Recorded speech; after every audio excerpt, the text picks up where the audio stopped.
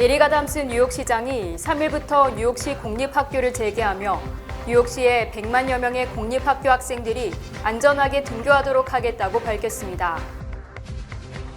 연방식품의약국이 3일 화이자의 코로나19 백신 부스터샷 접종 대상을 12세에서 15세까지 확대했습니다.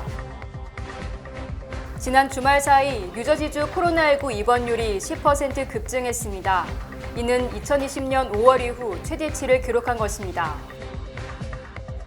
미국 내 코로나19 하루 확진자가 40만 명에 육박했고 뉴욕주도 9만 명으로 치닫는 등 갈수록 상황이 악화되고 있습니다.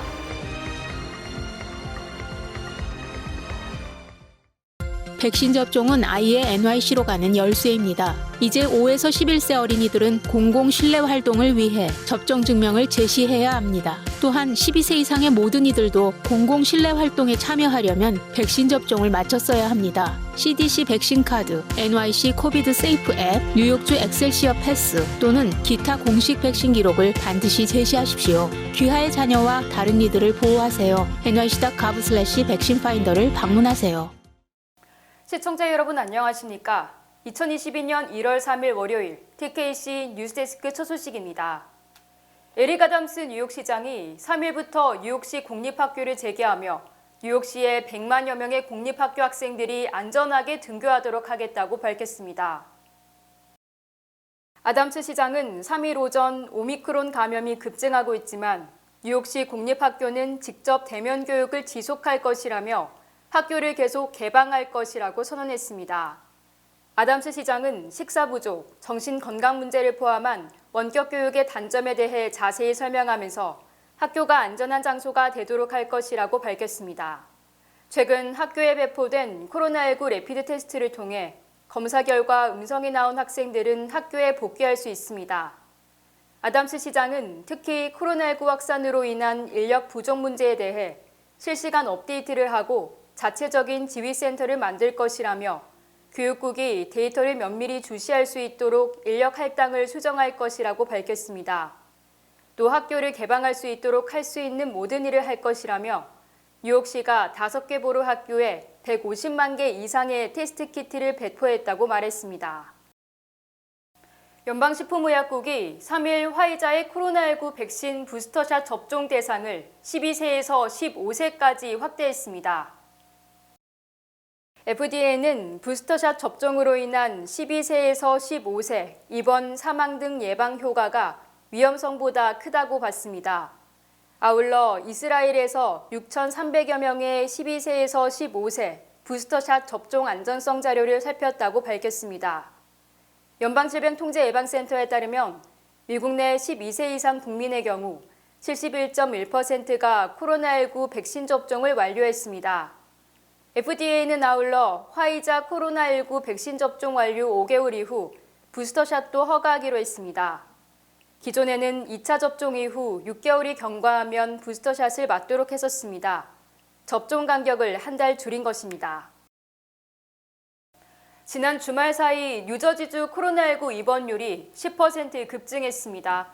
이는 2020년 5월 이후 최대치를 기록한 것입니다. MBC 뉴욕에 따르면 1일 기준 4,715명이 코로나19로 병원에 입원했다고 보도했습니다. 전날보다 441명이 증가한 수치입니다. 뉴저지주에서 지난 한 달 동안 코로나19 입원 환자가 4배나 급증했습니다. 이대로라면 코로나19 팬데믹이 가장 심각했던 2020년 4월로 돌아갈 수 있는 우려가 커지고 있는 상황입니다. 지난해 12월 22일 이후 뉴저지주는 하루에 2만여 명 이상의 코로나19 확진자를 기록하고 있습니다. 뉴저지 보건당국은 지난주에는 코로나19 검사를 위해 병원 응급실을 방문하지 말 것을 당부하기도 했습니다. 미국 내 코로나19 하루 확진자가 40만 명에 육박했고 뉴욕주도 9만 명으로 치닫는 등 갈수록 상황이 악화되고 있습니다. 워싱턴 포스트는 2일 최근 7일간 하루 평균 확진자가 39만 6,940명으로 일주일 전보다 2배 늘었다고 보도했습니다. 뉴욕타임스도 지난 1일 기준 하루 평균 확진자가 38만 6,920명, 하루 사망자가 1,240명에 달했다고 밝혔습니다. 또 오미크론 변이가 급속 확산되면서 미국 내 누적 감염자는 5,500만 명, 누적 사망자가 82만 5천 명을 넘어섰습니다. 특히 뉴욕주는 지난달 1일 기준으로 확진자가 8만 5천 명을 넘어서면서 코로나19 대유행 이후 최대를 기록한 뒤 1일에는 6만 2,500여 명으로 다소 줄었지만 여전히 심각한 상황입니다. 뉴욕주 확진율은 지난 1일 기준 22.7%, 뉴욕시는 23%, 롱아일랜드는 27.1%를 기록했으며 이는 지난달 31일보다 소폭 상승한 것입니다. 특히 브롱스가 29.5%로 30%에 육박했으며 스태튼 아일랜드가 24.1%, 퀸즈가 23.3%, 브루클린이 22.6%, 맨해튼이 18.5%로 조사됐습니다. 또 롱아일랜드는 나소 카운티는 26.2%, 서포 카운티는 28.1%를 기록했습니다. 날씨가 영하로 떨어지면서 2022년 뉴욕 및 뉴저지에 첫 눈폭풍과 함께 매서운 겨울 추위가 예보됐습니다. 국립기상청은 이번 주 뉴욕과 뉴저지의 기온이 급하락하면서 모처럼의 겨울 날씨와 함께 첫 눈 소식을 예보했습니다. 3일 눈과 함께 시속 20에서 30마일의 바람이 불고 약 1인치의 눈이 쌓일 것이라고 전망했습니다. 또 최저기온이 화씨 23도까지 내려가고 오후가 되면서 바람은 더욱 거세질 것이라고 전했습니다. 매서운 겨울 추위에 길이 얼 수 있어 빙판길 안전사고에 주의를 기울여야 할 것으로 보입니다. 특히 뉴욕시 북부 지역과 뉴저지 북부 지역, 허드슨밸리, 커네티컷 외곽 지역은 기온이 더 내려갈 것으로 예상됩니다. 국립기상청에 따르면 뉴저지 일부 지역에는 4에서 6인치의 눈이 내릴 가능성이 있으며 특히 오션 카운티에는 시간당 최대 1인치의 눈이 내릴 수 있어 미리 대비하셔야겠습니다. 4일 화요일에는 기온이 36도까지 오르겠지만 이번 주 금요일 다시 눈 소식이 예보돼 있습니다. 제20대 대한민국 대통령 선거, 재외선거 신고 신청 등록이 이번 주 8일 마감되는 가운데 유권자 등록률을 높이기 위한 순회 접수도 이어집니다. 제20대 대한민국 대통령 선거, 재외선거 신고 신청 등록이 이번 주 토요일인 8일 마감됩니다. 마감일이 임박한 가운데 유권자 등록률은 여전히 낮은 상태여서 곳곳에서 등록률을 높이기 위한 노력이 계속되고 있습니다. 접근성을 높이기 위한 순회 접수는 4일 화요일 오후 1시부터 6시까지 플러싱 한양마트, 5일 수요일 오후 1시부터 5시까지 뉴저지 포트리 한남 체인에서 진행될 예정입니다. 신고 신청을 원하는 사람은 한글 및 영문 이름과 함께 휴대폰 번호, 이메일 주소, 미국 내 주소, 유효한 대한민국 여권 번호 등을 제시해야 합니다. 또한 주민등록이 있는 사람은 주민등록번호와 주민등록 주소를, 주민등록이 말소된 사람은 말소된 주민등록번호와 최종 주소지를, 처음부터 주민등록이 없었던 사람은 생년월일, 부 또는 모의 성명을 알아야 합니다. 신고 신청은 중앙선거관리위원회 홈페이지를 통해 할 수 있습니다.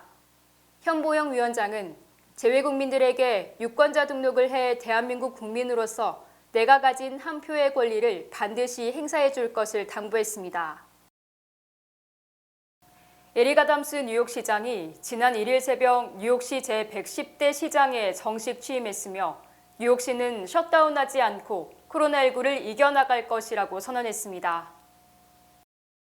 아담스 시장은 1일 새벽 맨해튼 브로드웨이 볼드로핑 행사장에서 취임 선서를 한 데 이어 이날 오전 뉴욕시청에서 취임 연설을 통해 절대 코로나19에 굴복하지 않을 것이며 실용적인 정책을 실행해 분열과 위기를 극복할 것이라고 다짐했습니다. We will not be controlled by crisis. Instead, we'll make this city better every day through actions big and small. Getting vaccinated is not letting the crisis control you. Enjoying a Broadway show, sending your kids to school, going back to the office, these are declarations of confidence that our city is our own. 아담스 시장은 1일 자신의 브루클린 집에서 전철을 타고 뉴욕시청으로 출근했으며 출근길에 전철에서 두 남성이 싸우는 모습을 보고 경찰에 신고를 하기도 했습니다. 아담스 시장은 취임 첫날 코로나19 비상사태를 연장하고 식당 등 실내업소 출입 시 백신 접종 증명을 계속 제기하도록 하는 행정명령에 서명했습니다. 아담스 시장은 기자회견 뒤 15살 때 자신을 체포하고 구타했던 퀸즈의 경찰서를 방문하기도 했으며 이스트 할렘의 경찰서 주차장에서 근무 시간을 기다리며 잠을 청했다 총격을 당한 경찰관의 병문안을 갔습니다.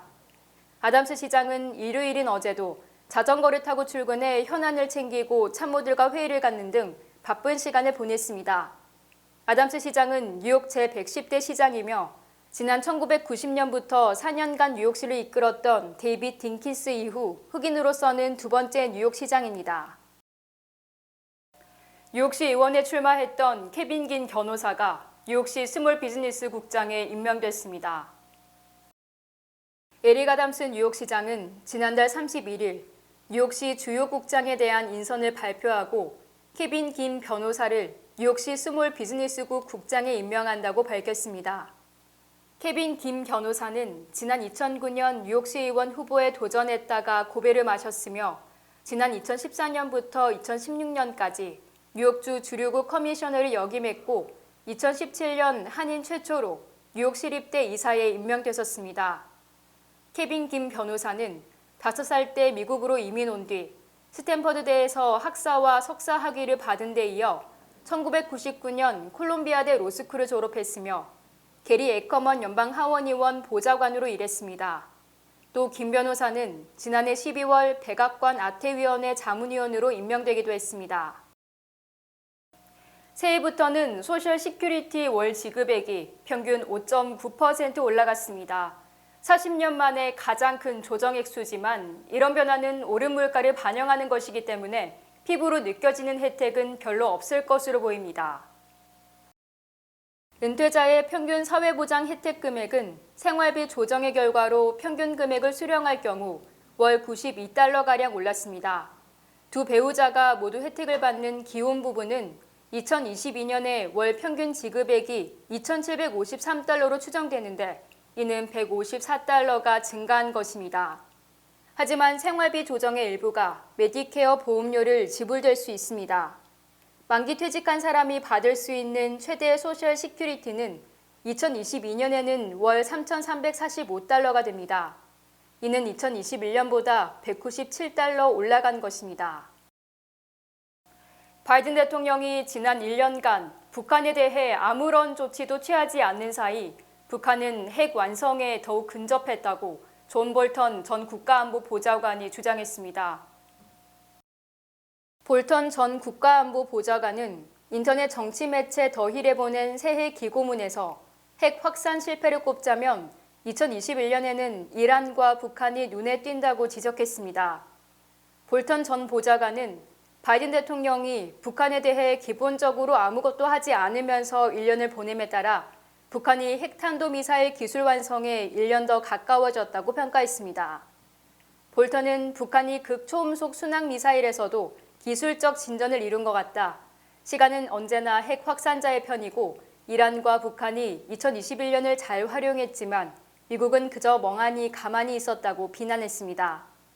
볼턴은 국가안보의 관점에서 보자면 미국민은 2021년을 우호적으로 기억하지 않을 것이다. 스스로 상처를 불렀고 정책 목표는 망상적이었으며 전략적 위협은 과소평가했고 즉각적 위협에 대한 대응은 무능 그 자체였다고 평가했습니다.